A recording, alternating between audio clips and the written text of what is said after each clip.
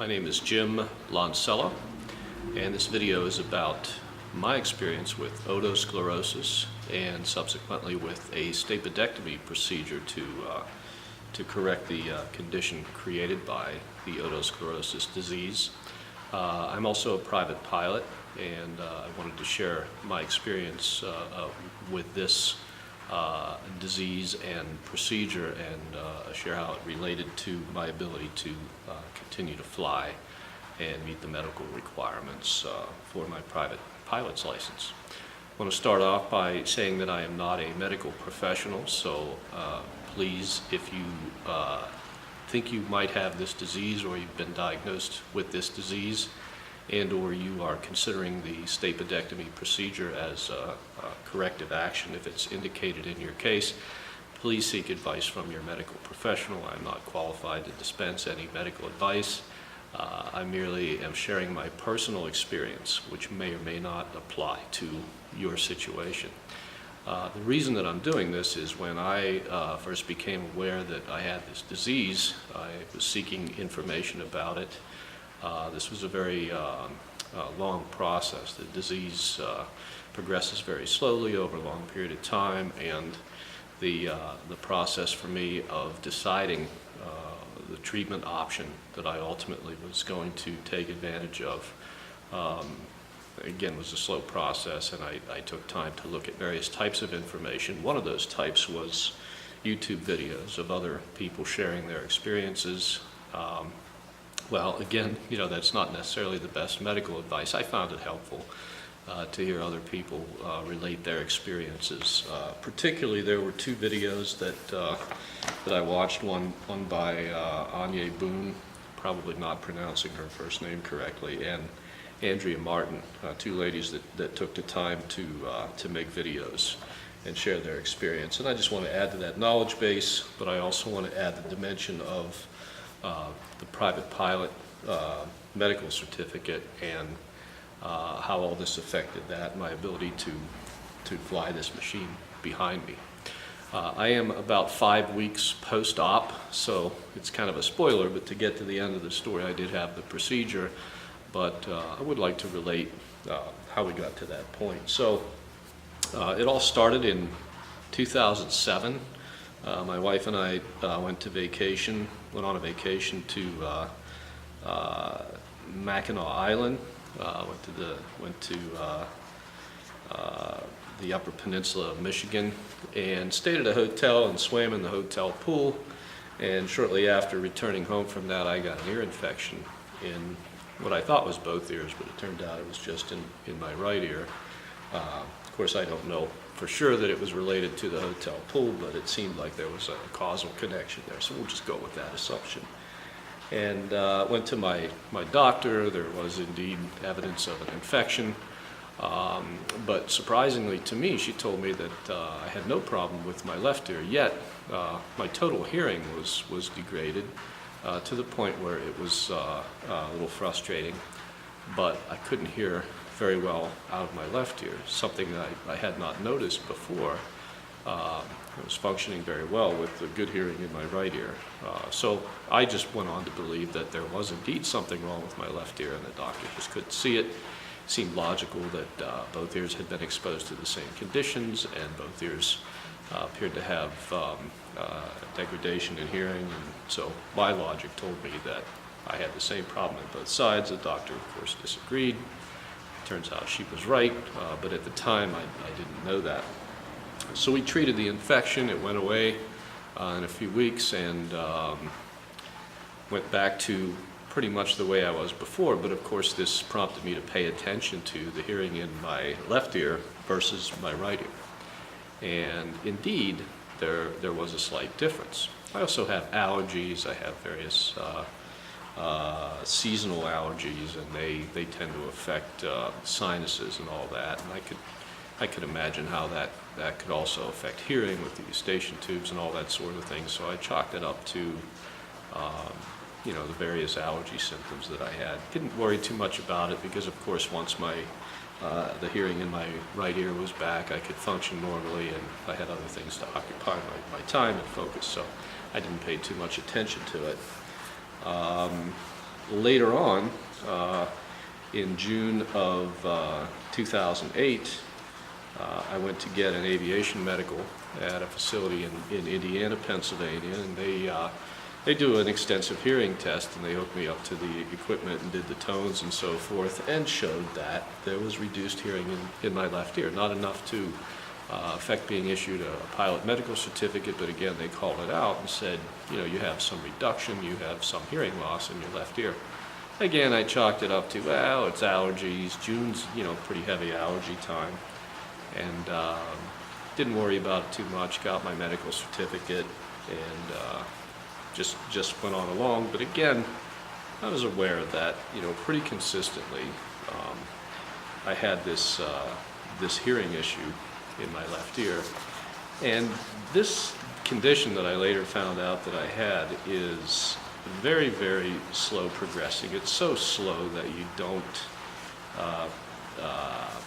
notice from week to week, month to month, at least not till you get further along, that it is progressing. But it is insidious.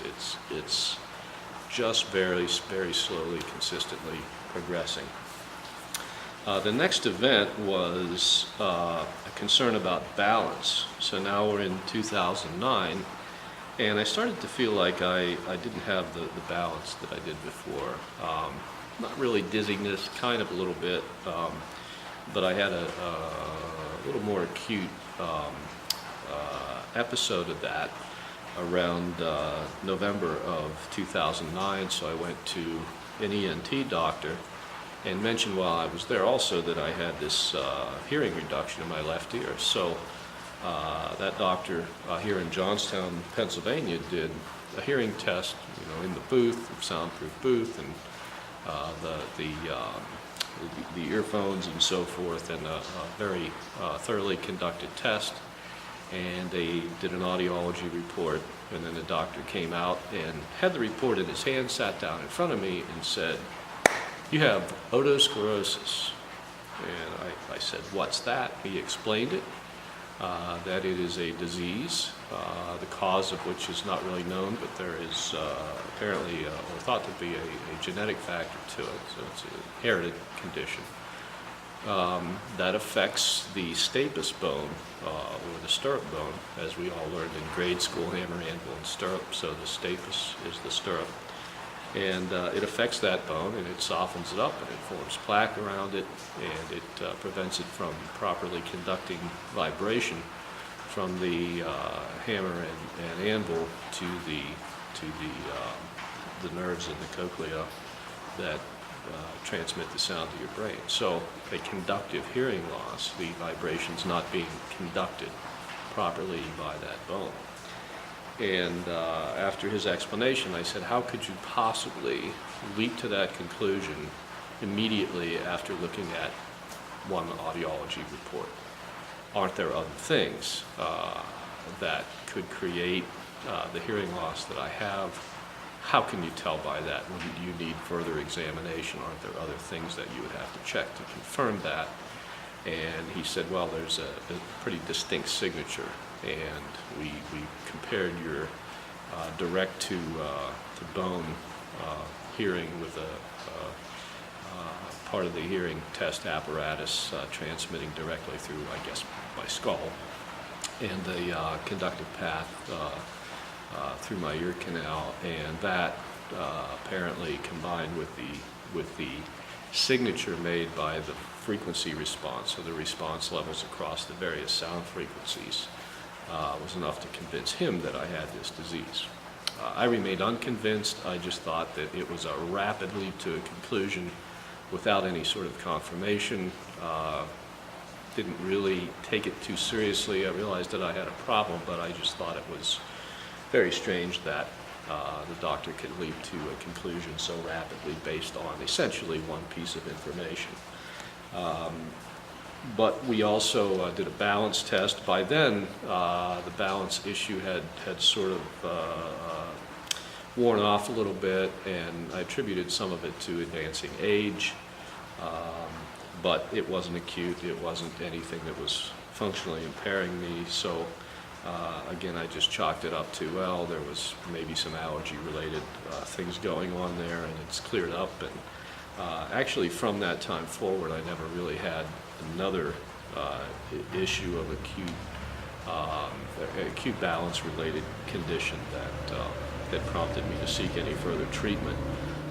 Once again, there was sort of an insidious process where my balance probably was degrading now in hindsight, but it was so slow, and I compensated for it so well, and apparently the balance mechanisms that I did have functioning properly were compensating for the ones that didn't. Left ear, right ear type comparison there. So not really an acute problem, not really a functional problem from that point forward, but again, probably a very, very slow progression. Went back to my regular doctor. We talked again in 2012 about the balance. She just asked me, have you had any recurring issues with that? And I said, no, nothing acute, but over time, again, my balance was not what it was when I was younger, but again, I attributed this to age and so forth. She didn't necessarily agree with that. She said, you don't lose your balance just because you get older. So probably something we should watch. But again, I didn't think that it was anything acute, anything that created functional issues, but we kept an eye on it. I did report all this to the FAA during subsequent medical examinations. So I had one in 2008 where we first detected this hearing issue, and then 2010, I was due again, it's every 2 years. And in 2012, again, had reported it, but I had gotten a subsequent balance test, and we had a letter for the FAA, and that I was able to pass that with no problems, and again, no more acute conditions. So did not affect the flying. Again, it was only something that was barely noticeable, but not a functional impairment. In 2013, again with my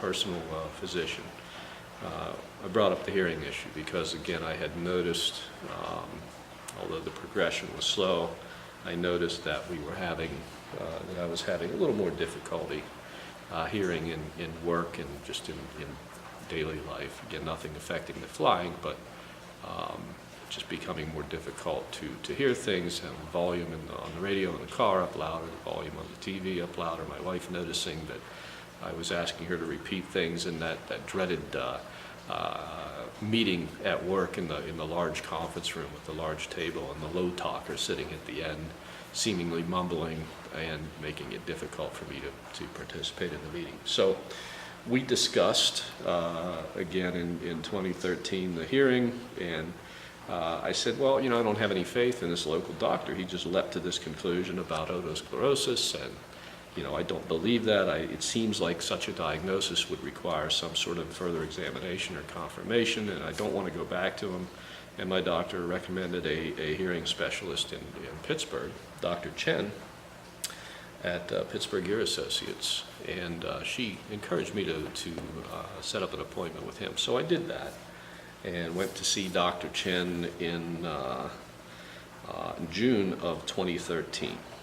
And same experience. I went into the soundproof booth, and they hooked up the hearing test apparatus and did the tones and so forth, and obvious difference between my left and right ear. They produced an audiology report, gave it to the doctor. He comes into the examination room, looks at the report, says, "You have otosclerosis." I said, "Did you look at my record from the other guy? Did he plant that thought in your head? Because you're leaping to this conclusion. I think he leapt to it as well, and what is it with you guys with this instant diagnosis?" He explained the disease the same way the Johnstown doctor had. He explained the signature of the frequency response. He had in his records my previous audiology report. He was able to see a continuing degradation of the hearing in the left ear and also in the right ear, starting to see some hearing loss in the right ear with the same sort of frequency response signature. And he said, that's the signature of the disease. looking at your conductive hearing versus hearing directly transmitted through your bones. It's just the classic symptoms. So I thought, well, now I have two goofy doctors that lead to conclusions rapidly. I said, you know, it feels like there's fluid in there. It feels like something left over from this infection. It feels like something physically impairing, you know, the mechanism. I'm just not buying this instant diagnosis. We talked a little bit. Dr. Chen's a very experienced fellow, has seen this many times before, knew what he was talking about, but was highly skilled in everything except completely convincing me. So I left there knowing that I had a problem. We talked about what the remedies are while I was there, and one remedy was to do nothing, which was at that point my choice. The other remedy was hearing aids, but hearing aids would only help for a certain amount of time, and eventually this disease could progress to the point where even a hearing aid wouldn't bring back enough hearing for me to function normally, so it would itself be a temporary solution. But since I had hearing loss that was not severe, I was still able to function, again, not as well as previously, but still able to function, still able to compensate for the reduced hearing. Chose to do nothing. He discussed also as an option the stapedectomy surgery procedure. So this is 2013, and the odds he gave me then in 2013 didn't appeal to me very well. It seemed like a high risk for a not high enough probability of a favorable outcome. So it seemed like what I was doing was risking permanent damage to hearing that would preclude further surgical procedures and further surgical remedy, and also possibly could affect balance and could permanently damage that. I certainly didn't want that to occur. So I wasn't willing to roll the dice on the surgical procedure at that time. It didn't seem like a good decision, and I was still, again, able to function. Again, the insidious, slow progression of the disease, I was able to compensate for it, so I chose to do nothing. I went back and reported this experience to my family doctor, and we talked a little bit. She said, well, you know, these two folks have made this diagnosis. It's probably a good diagnosis. I still remained unconvinced, so all three of them were ganging up on me, and I still believe there was possibly some other cause, but since we were seeing the same thing in the right ear, I started to suspect that there was maybe a higher probability than I had previously thought that these folks were correct. So I didn't do much else with this over the next few years, 2014, 2015, 2016, slow degradation of the hearing, but I slowly compensated for it. Went through another aviation medical exam in 2016, passed the requirements, very good at hearing still in my right ear, a little bit of degradation, but certainly not enough to prevent me from meeting the requirements, and you know, I just compensated for everything. I sat closer to people, I sat on the proper side of people who were talking. I tried to if I knew the low talker was going to be in the conference room for a meeting, I would try to sit closer to that person. I probably stared at people's lips. I'm not going to say that I read lips, but it certainly helps if you're looking when they're speaking. You can figure out a little bit better what somebody's saying, and after you start focusing on that, it starts to become very helpful. As things progressed, my wife started to instinctively walk on my right side. I was probably trying to maneuver her in that direction, or get on, get on the other side of her that put my right ear in a good position to hear. So she adapted to that, adjusted the balance on the radio in my vehicles and on my headset in the aircraft, and but I'm sure it was frustrating to my wife because I still had to ask her to repeat, and the volumes of the televisions and so forth in the house were probably higher than were comfortable for her, but she was very accommodating and went along with it, realized that I had a problem. But when we got to late 2017, early 2018, it was a problem. Functioning at work was a problem. I had to start telling people, listen, I have a hearing impairment, I need to sit closer, I need to ask you to speak up. And everybody does that for about 10 seconds, and then they go right back to their normal volume. And when they do that, of course you get frustrated with them, and all the low talkers or people who don't look directly at you or don't project their voice, you get frustrated with them, and you shouldn't, because it's not their fault, but that's what this type of loss does. You start focusing on who you can hear and who you can't, and people speak in different frequency ranges, and some of them it's very easy to hear. If you look at the audiology reports and the effect of this disease, you have some frequencies that are affected more than others, and again, giving you that distinct signature. And some people are in a range that you can hear within very well, and some people do not. And started to really identify people that were in that frequency that I couldn't hear, the people who look down when they talk, the people who don't look directly at you, who don't project, who mumble, and there are some actual mumblers out there, but you probably, at least in my case, I tended to sort of get frustrated with people who probably were talking at a reasonable volume, but it wasn't reasonable for me, and I just felt they weren't projecting. And I'm sure everyone was frustrated with me because I had to constantly ask them to repeat, or I had to maneuver and turn my head with the right ear facing them and hold my hand behind my ear, which people noticed me doing at meetings. So I became, in the work environment, the guy who had hearing issues. And to some degree, people accommodated that. If they were people who knew me, they knew that that would be an issue. And if I met with new people, I started to have to say, hey, I have a hearing issue. I'm sorry if I ask you to repeat. I was apologizing in advance. But so now we're at a point where this is a functional issue. And I told my personal doctor at the end of 2017 that it's probably time to go see Dr. Chen and maybe think about a hearing aid and try to do something to deal with this. So in January of 2018, I went to Pittsburgh to see Dr. Chen, and we had the otosclerosis discussion again. We did another audiology report, and now in the left ear we're showing moderate to severe hearing loss, and in the right ear we're showing moderate hearing loss. Things started to progress more rapidly, so now I could tell from month to month with the left ear that things were degrading at a perceptible pace, not so insidious at this point.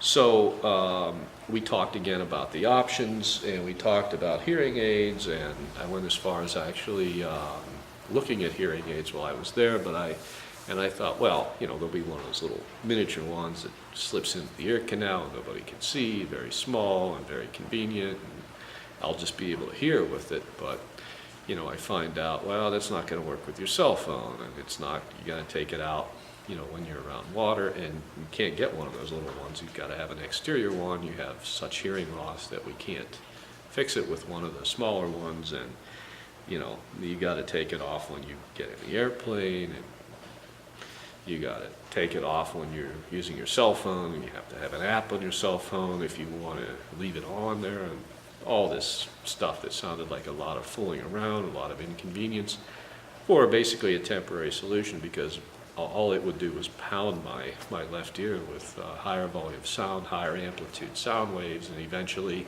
even those wouldn't come through, and the frequency response probably wouldn't be level, so it probably wouldn't be real high quality hearing. So that was unappealing. And he said, how about the surgery? And so now I'm thinking, okay, this guy's a surgeon. When your only tool is a hammer, everything looks like a nail. When your only tool is a scalpel, everything looks like it's something that needs to be cut. So once again, I'm probably unfairly skeptical. And I said, well, we talked about that in 2013. I didn't like the odds. He said, well, let's talk about the odds. And we went through it again, and he presented what are improved odds, I assume because of experience in the medical profession and his own experience with many surgeries of this type, the stapedectomy procedure, removing the stapes and replacing it with a prosthetic. So going in there, moving the eardrum membrane out of the way, removing the stapes bone itself, pulling it out of there, and putting a prosthetic in that's attached to the anvil, basically a round wire that attaches to the anvil, and it's attached on the other end of the wire is an interface that transmits vibrations to the cochlea. So actually the base of the remaining base of the stapes that had been there, and all this creating a good conductive path for the sound vibrations to reach the nerves and reach the brain. He gave me odds of 90% chance of some hearing improvement and a less than 1% chance of permanent damage, which were better than the odds that we discussed in 2013. Gave me a lot to think about, so we concluded our visit. I took my audiology report, I went home, discussed it with my wife, thought about it, and in a few days made the decision that it's time to roll the dice on the surgery. So we scheduled the surgery for April of 2018. It ultimately occurred on April 27th of 2018. And when we discussed the surgery, he asked me, do you want to be asleep during the surgery, or would you like to be awake? I said, I prefer to be asleep. I'm not thrilled about full anesthesia. I know that it takes a few days to recover from that, but this sounds like a very delicate, complicated procedure. I don't want the surgeon to have to worry about what I was seeing or thinking or feeling during the surgery. I wanted to be completely out and have his focus completely on the procedure itself, and whatever sort of recovery from the anesthesia was required, that would be mine to deal with. But I wanted the odds of the surgery to be as good as they can be, and I don't know that there's any official decrease in the odds of success if you are awake versus not, but my feeling was better for him to be dealing with only one thing. Let the anesthesiologist worry about me and not worry about whether I was uncomfortable or anything. So I chose the full anesthesia. The surgery was scheduled as an outpatient procedure, so you show up in the morning, they do the surgery, and you go home the same day. Even with full anesthesia, unless there's some complication, there's no need for an overnight or a multiple day hospital stay. So we scheduled it that way, and the hospital was to be UPMC Mercy Hospital in Pittsburgh. So did all the preparations. I had sort of scheduled my summer. I assumed that I wouldn't be able to fly for a while. In fact, I was concerned that I might not be able to fly ever again if something went wrong or the surgery was not able to correct this condition. So I took a business flight in this airplane to Florida, thinking that it would be my last long trip, or it could possibly be. I was thinking that it wouldn't, but I was concerned about the possibility that it would be my last opportunity. So I wanted to take the trip and did as much flying as I could, got my instrument currency up to date in case there was a long period where I couldn't fly. Did everything I could to get as much flying time in as possible prior to this, and not knowing, first of all, if I would be able to fly again, or if so, or if not, when would I be able to fly, how long of a period of time would go by. So the day came, the time to report to the surgical area in the hospital was 5:30 a.m. on a Friday, so we went to Pittsburgh the night before, my wife and I, and got a hotel a few blocks away from the hospital, and at 5:30 that morning we showed up and went through the registration procedure and into the surgical prep area, and undress, put on the robe, lay down, put all your valuables in the bag, lock them away. Whatever preparation steps they did, eventually the IV access point that they put in your vein and tape it down, and all the stuff you need to do to get ready for surgery. Dr. Chen comes in, marks my ear to make sure that everybody works on the correct ear, not my good one. And we have a brief talk, and once again I say, you know, I think when you go in there, you might find something else. Might not be this otosclerosis. I think you guys, again, leapt to your diagnosis conclusions pretty quickly. You could find something else in there. He said, that's true, I guess we could, but I kind of know what I'm doing, and I kind of don't think so. But obviously, surgery is not indicated when we get in there. If we see another condition, we'll do the right thing. But I think I know what we're going to find. Confidence without arrogance, very, very appropriately handled on his part. Probably should have just called me an asshole right there, but he didn't. Very, very good-mannered fellow. So eventually wheeled to the operating room, counting the ceiling tiles on the way like you do.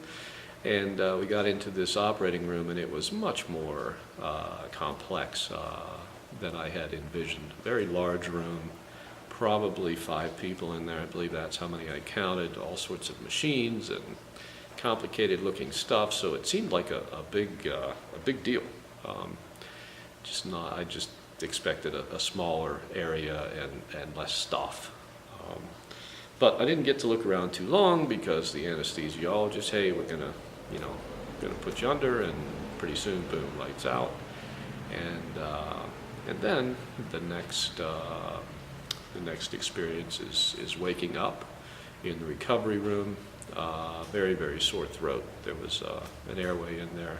The operation took several hours, so it was a long time, and very sore, and tongue was very sore, and pain on my left side, all sorts of sensations.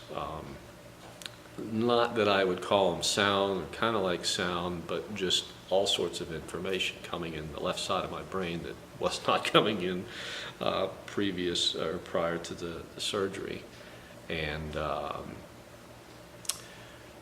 very, very interesting experience, very uncomfortable, but I knew that a lot of it was sound. I could sort of hear, people talking pretty far away from me.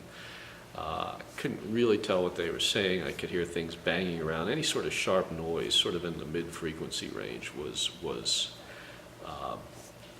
almost disruptive. It was almost overwhelming. So, when people started asking me questions, I said, I can hear. My wife's like, well, they're, not really going to see the effect of this right away. And that's what the nurses and the other people around me said. I said, well, but I can hear all sorts of sounds. I can't really interpret them, and they're a little bit overwhelming, and they're a little bit uncomfortable, and I've got pain mixed in there, but certainly something happened. There was some effect here. And right after the surgery, before I was awake, the doctor talked to my wife. He showed her before and after pictures, which they took inside my middle ear with the machines that they had in the room. Explained to her that it was successful, explained to her that there were no complications, showed her what the prosthetic stapes implant looked like, and showed her that a taste nerve that for some reason runs right through the middle of your ear canal had to be moved and pushed out of the way, and may be damaged and may take some time to recover. But he felt that the surgery was good. He said I should have bet him that it was actually otosclerosis, because it obviously was. They had their laugh about that, I guess. But basically they had cotton in my ear, I had bleeding, I had pain, I had various types of discomfort, but everything was okay, and after a few hours it was time to go home, get dressed and get my stuff and go home. So again, I don't want to dispense any medical advice because I'm not a medical professional, but I can say that if it comes time to do the right ear, which eventually it probably will, I'm not going to go home from Pittsburgh the same day as the surgery. This is the Allegheny Mountains. We've got a lot of up and down hills, changing elevation several thousand feet in the car. bumpy ride. I wasn't advised not to go home, but it was a mistake. We should have just gone back to the hotel a few blocks away, stayed there, stayed overnight, relaxed, and just taken some time to recover, and the ride home the following day probably would have been much less uncomfortable. But as it turns out, we went home, and every hill, either up or down, was painful. We basically just stopped and let my ear equalize as well as it could. It probably put more strain and pressure on the recently affected tissues in there. Ultimately didn't hurt anything, but there's no reason to subject myself to that discomfort, so that's something I won't do again. But otherwise, we made it home with no ill effects. And over the next few days, it was pain, discomfort. I could walk around and do things, but there are a lot of restrictions. They don't want you to exercise or ride bicycles or run. Most of the restrictions have to do with not putting a lot of shock on any of the things that had been altered, not introducing a lot of pressure variations, and not getting water inside the ears. So there's precautions about showering, and if you do that, you need to put something in your ear to seal it up, and they suggested cotton with Vaseline on it.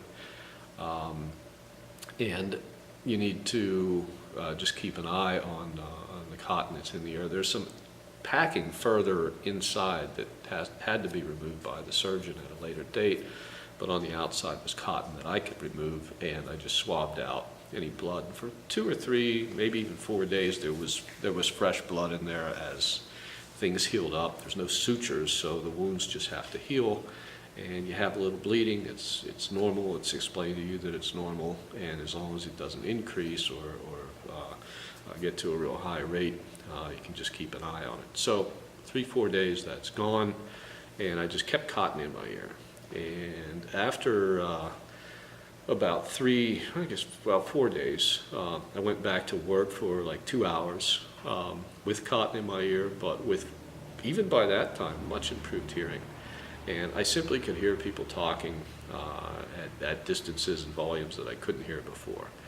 Not a good frequency range response. So in other words, I had good hearing in some frequencies, but not all the way across the spectrum. But, you know, the frequencies in which I could hear covered voices pretty well, and even with cotton in my ear, it was greatly improved.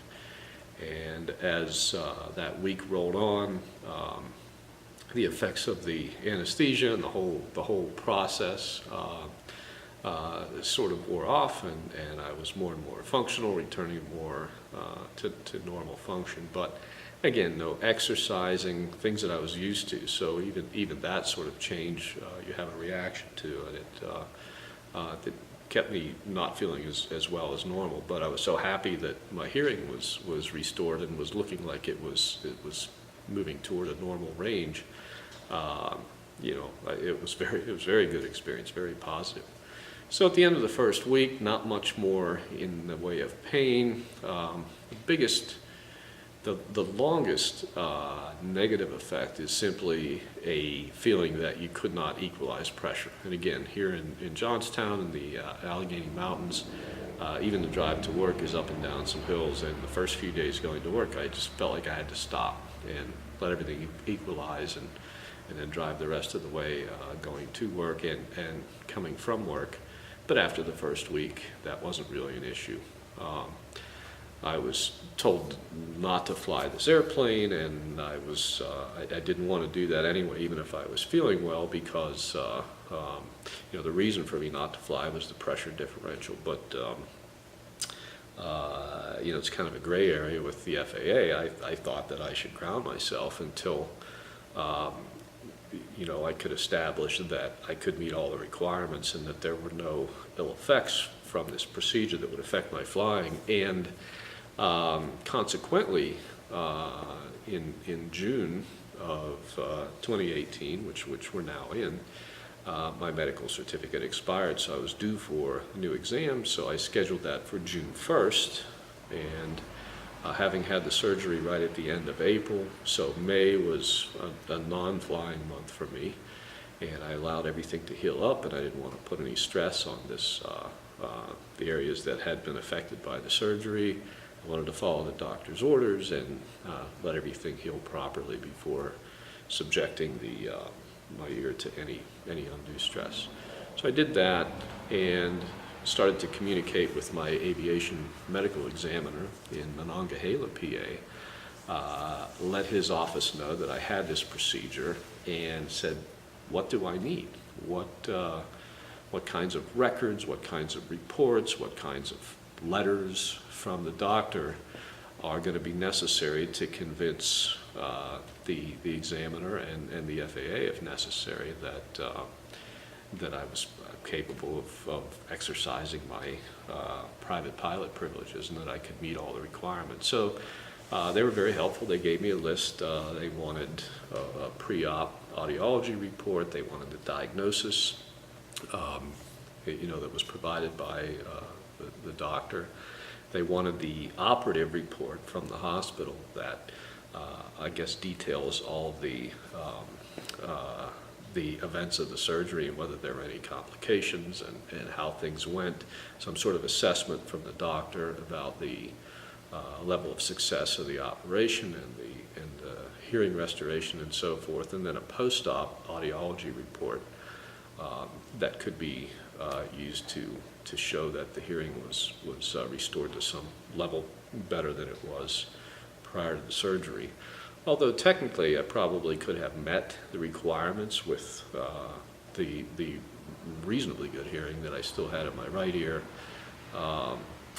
May have had a headset restriction, something like that, placed on, but I thought it was better to just give them everything they wanted because I was sure that the information would show improved hearing.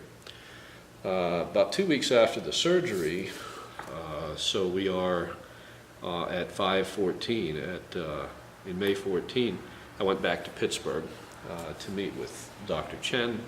At that time I was feeling very, very good. I had very good feeling about the quality of hearing in my left ear. It had improved greatly. They say when they brief you about surgery that you don't really have restored hearing if you're going to get it for 4 to 6 weeks, but here I am at 2 weeks and hearing very, very well. He went in and removed the remaining packing, which helped even more and cleared up the hearing even more. He looked at my ear. He felt that the healing process was going along fine. He didn't see any complications or any negative effects. And I said, well, how about a hearing test? He said, well, we normally don't do them this quickly because you don't really have that much hearing restoration at this point. And I said, well, but I do. So I'm just curious. So he accommodated me and we did a hearing test.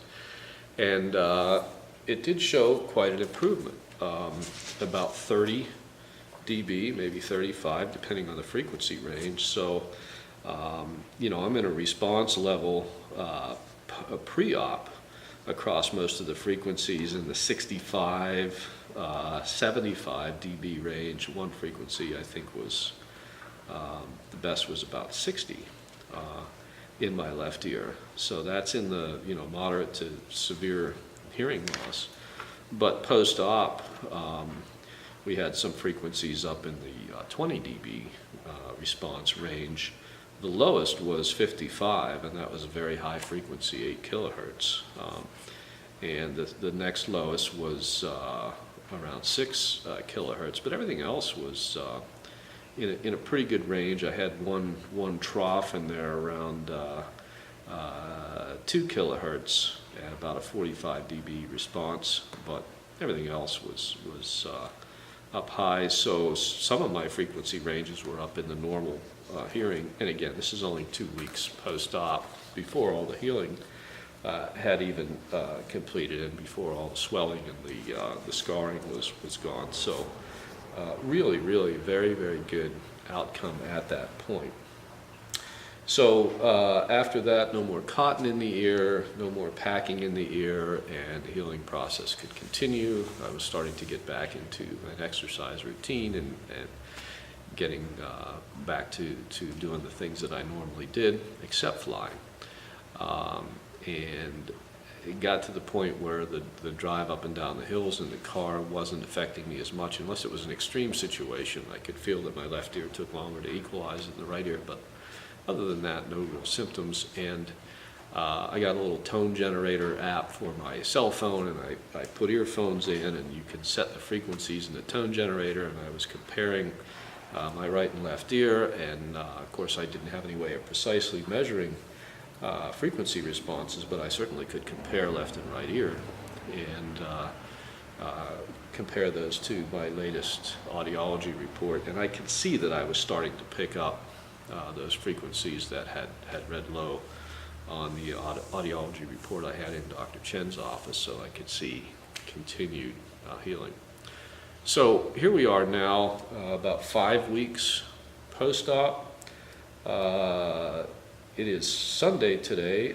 Friday, 2 days ago, I went to my aviation medical examiner, who I had previously given all this paperwork to, the operative report, everything that they asked for. He corresponded with Dr. Chen's office. My aviation medical examiner corresponded with Dr. Chen's office, and I went to see him.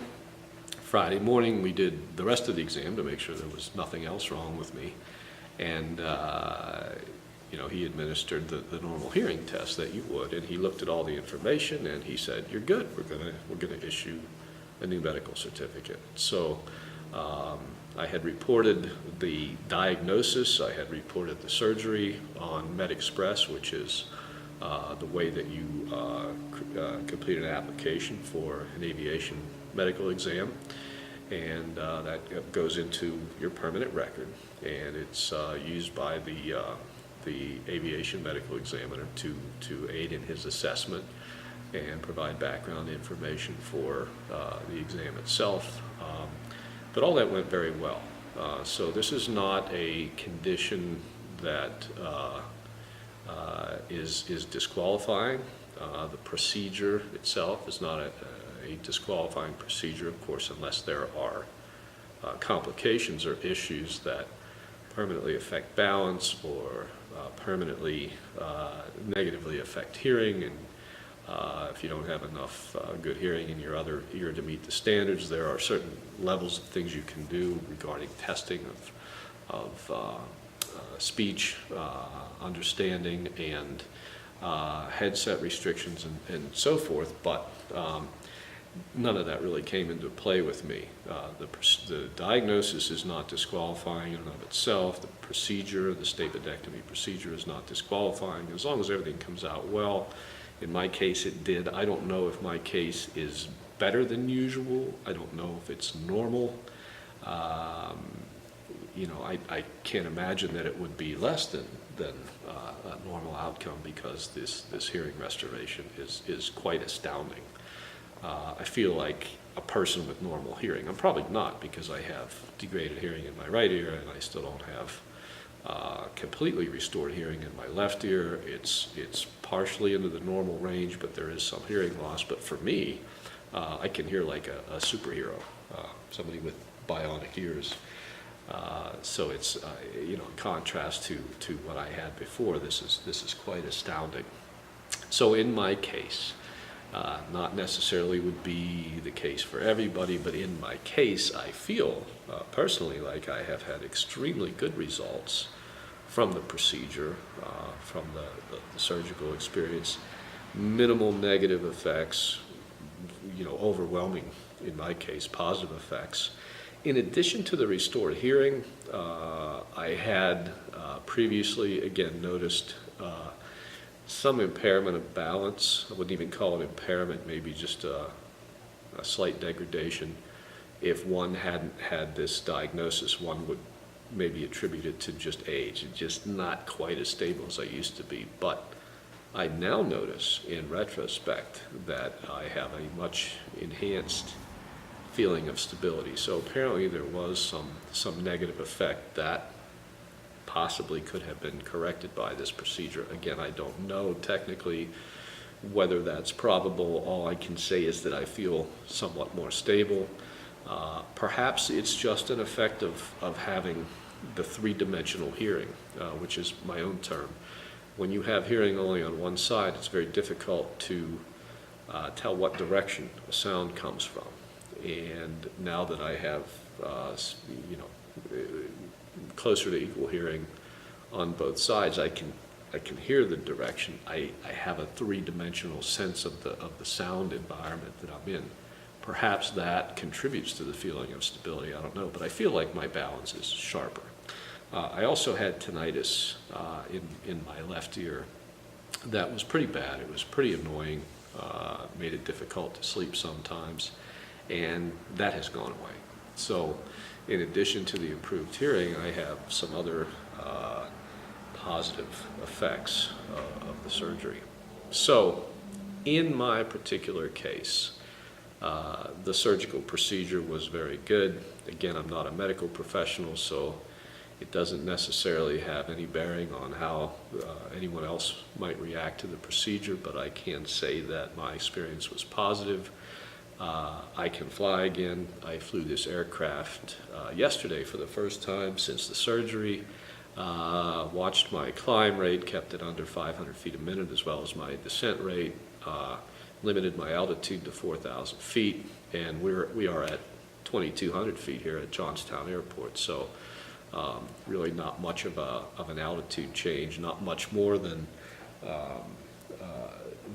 I experienced just in a car, and certainly not much more in terms of climb and descent rates. Able to function very, very well in the aircraft.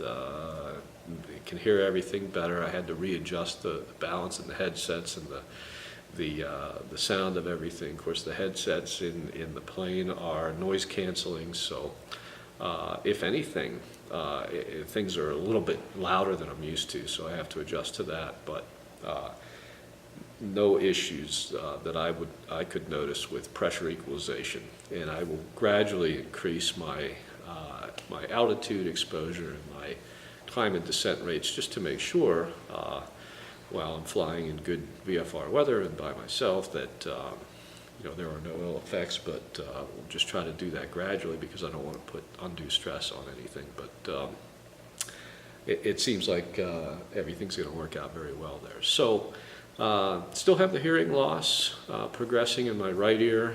If it progresses the same way that my left ear does, it seems to be a few years behind my left ear in terms of the progress, but if it follows the same course of speed of decline, then I think we're looking at surgery as early as late next year or possibly into the following year. Just because the surgery in my left ear went well doesn't necessarily mean that the surgery in the right ear will. There's still risk. There are still possible complications, so I don't want to do anything that would degrade my quality of life by making a decision to take a good ear out of service and alter it and possibly degrade that hearing any sooner than necessary. But if it progresses like my left ear did and it goes down to that same level, then I will want to proceed with the surgery. And after more time goes by, after a year or two goes by, we'll know if there are any long-term complications or long-term issues from the surgery that I did have. So again, the safest bet, the most logical bet, is to allow some time to pass. So that's my experience with otosclerosis. I purposely didn't say too much about the disease itself or the procedures because I don't need to. There are many places that you can look on the internet, many places that I'm sure your doctor would refer you to if you are investigating this to learn about the diagnosis and the disease and this procedure as one of the possible remedies, and there are other remedies as well. One being don't do anything until it gets worse, another being hearing aids. But if you get to the point where this is the preferred remedy for you and the recommended remedy for you by your doctor, then hopefully my sharing of my experience might be helpful to you in some way. So there you go. Overall, very, very good. I have nothing but good things to say about Dr. Chen and his team at Pittsburgh Ear Associates and about UPMC Mercy Hospital. and all the people, my family doctor and the ENT doctor here in Johnstown that originally diagnosed this. Everyone did a good job. Everybody was thorough and accurate despite my skepticism, but this was a very, very good experience to me, and it worked out good for my flying. So if you're facing this, or if you're helping someone who's facing this, good luck to you, and this is my contribution to the knowledge base. Thank you.